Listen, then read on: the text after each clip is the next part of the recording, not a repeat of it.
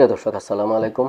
দর্শক, কক্সবাজারে মার্কিন সাবেক রাষ্ট্রদূত পিটার হাসের সাথে বাংলাদেশ জাতীয় নাগরিক পার্টি এনসিপির 4 শীর্ষ নেতার বৈঠক মঙ্গলবার 5 আগস্ট সকালে কক্সবাজারের সি পার্ক হোটেলে এই বৈঠকটি অনুষ্ঠিত হয়। তবে বৈঠকের আলোচ্য বিষয় নিয়ে নেতারা এখনও আনুষ্ঠানিকভাবে কোনো কিছুই জানাননি।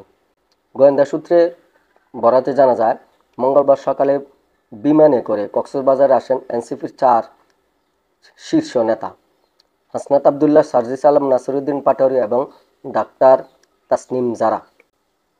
পরে তারা কক্সবাজারে অবস্থিত সি পার্ক হোটেলে ওঠেন। বেলা আনুমানিক 11টা থেকে 12টার দিকে তারা হোটেলে অবস্থান করা ঢাকায় নিযুক্ত সাবেক মার্কিন রাষ্ট্রদূত পিটার হাসের সঙ্গে বৈঠক করেন। তবে বৈঠকে আলোচনার বিষয় বিস্তারিত জানা যায়নি।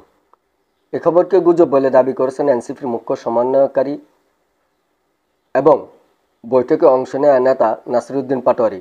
কক্সবাজারে তারা ঘুরতে এসেছেন জানিয়ে তিনি সংবাদ মাধ্যমকে বলেন, পিটার হাসের সঙ্গে আমাদের কোনো মিটিং হয়নি, পুরোটাই গুজব ও প্রপাগান্ডা। আমরা ঘুরতে এসেছি, হোটেলে চেক ইন করে এমন নিউজ দেখলাম, এটা সম্পূর্ণ গুজব। প্রিয় দর্শক, এদেরকে নিয়ে আবার মার্কিন কোনো ষড়যন্ত্র রচনা করছে কিনা সেটা এই মুহূর্তে বলা মুশকিল। প্রিয় দর্শক, এ পর্যন্ত সকলে ভালো থাকেন, সুস্থ থাকেন। আল্লাহ হাফেজ।